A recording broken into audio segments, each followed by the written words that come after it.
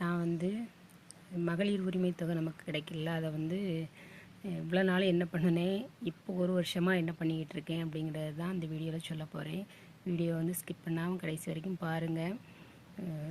இந்த சேனல் பிடிச்சிருந்துச்சின்னா உங்களுக்கு லைக் பண்ணுங்கள், கமெண்ட் பண்ணுங்கள், சேனலை வந்து சப்போர்ட் பண்ணி சப்ஸ்கிரைப் பண்ணி வச்சுக்கோங்க. வாங்க வீடியோக்குள்ளே போகலாம்.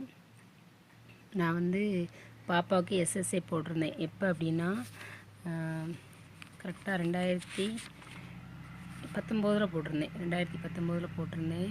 போட்டுட்டு 250 ரூபா தான் அப்போ தான் போட்டு ஓப்பன் பண்ணேன். போட்டு ஓப்பன் பண்ணிவிட்டு அதுக்கப்புறம் என்ன பண்ணேன் அப்படின்னா கெட்டவே இல்லை. 250 ரூபா போட்டதுக்கப்புறம் 1000 ரூபா தான் கட்டியிருந்தேன் மொத்தமே.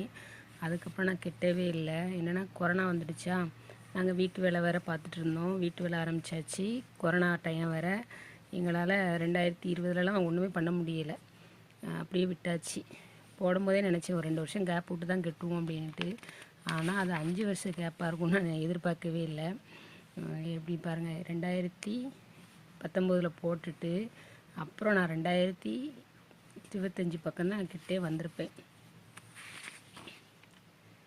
2025 தான் கெட்டதுக்கு மறுபடியும் ஆரம்பித்தேன்.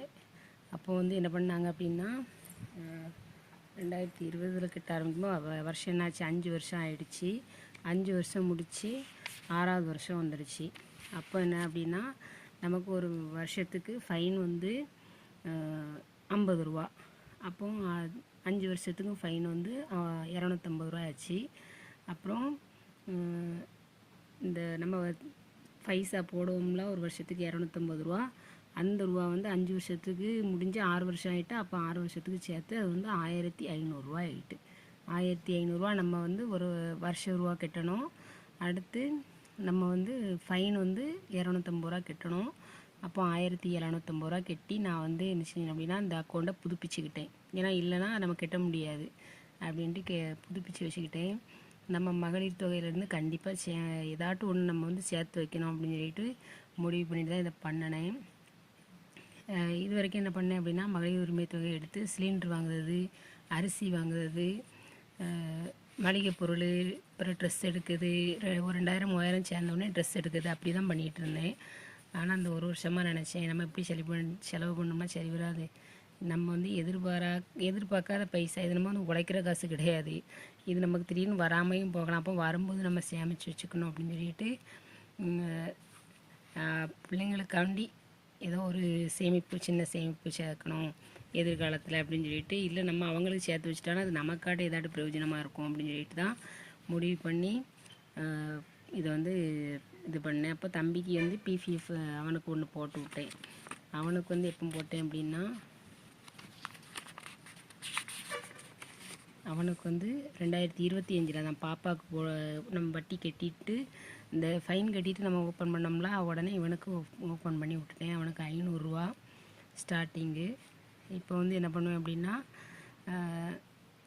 தம்பிக்கு வந்து 500 ரூபாயை கட்டிட்டு வருவேன். இல்லைன்னா 2 மாதத்துக்கு ஒருக்கா அதை 1000 எடுத்து பாப்பாவுக்கு 1000 ரூபா, தம்பிக்கு 1000 ரூபா போடுவேன். ஆனால் ஒரு மாதத்துக்கு வந்து 500 ரூபா தான் கணக்கு வச்சு போட்டிருப்பேன். 2 மாதத்துக்கு ஒருக்கானா 1000 ரூபா போடுவேன். இப்படி போட்டு தான் இப்போ கட்டிட்டு வரேன்.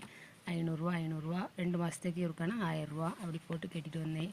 பாப்பாவுக்கு வந்து இப்போ எவ்வளோனா 5400 ரூபா கிட்ட கட்டியிருக்கேன். தம்பிக்கு 3500 ரூபா கிட்ட கட்டியிருக்கேன். இது வந்து நம்ம வந்து முழு பைசாவும் கட்டி முடித்தா தான் நமக்கு பெனிஃபிட் நிறையான்னு சொல்லுவாங்க. ஆனால் நமக்கு வந்து இருக்கிற பைசாவுக்குள்ளே நம்ம எந்த அளவுக்கு கட்டுதோமோ அந்தளவுக்கு நமக்கு கொஞ்சம் வட்டி போட்டு நமக்கு தரதானே செய்வாங்க அப்படின்னு சொல்லிட்டு தான் நான் இப்படி வந்து முடிவு பண்ணியிருக்கேன். ஒரு 1,00,000 ரூபாயாட்டு 2 பேருக்கும் கட்டிடணும்னு நினச்சிருக்கேன். நீங்களும் இப்படி கெட்டாமல் எதுவும் அக்கௌண்ட் இருந்துச்சுன்னா நீங்கள் ஃபைன் கட்டியாட்டு திருப்பி தொடர்ந்து கெட்டுங்க. கண்டிப்பாக பிள்ளைங்களுக்கு பிரயோஜனமாக இருக்கும். நீங்கள் வந்து மகளிர் உரிமை தொகையை வாங்கி என்ன செலவு பண்ணியிருக்கீங்க, எதுவும் பிரயோஜனமாக பண்ணுவீங்களா, இல்லை அப்படின்னா இதை மாதிரி ஏதாட்டும் பிரயோஜனமாக பண்ணுதுங்க அப்படின்னா கமெண்டில் சொல்லுங்கள். கண்டிப்பாக நம்ம சேர்த்து வச்சாதான் நம்ம அடுத்த லெவலுக்கு நம்ம பிள்ளைங்களையும் கொண்டு போக முடியும், நம்மளும் போக முடியும். இந்த வீடியோ பிரயோஜனமாக இருந்தால் லைக் பண்ணி சப்ஸ்கிரைப் பண்ணிக்கோங்க சேனலை. கண்டிப்பாக நீங்கள் இந்த மகளிர் உரிமை தொகையை வாங்கி என்ன பண்ணுறீங்க அப்படிங்கிறத எனக்கு கமெண்டில் சொல்லுங்கள். பை ஃப்ரெண்ட்ஸ், அடுத்த வீடியோவில் பார்ப்போம்.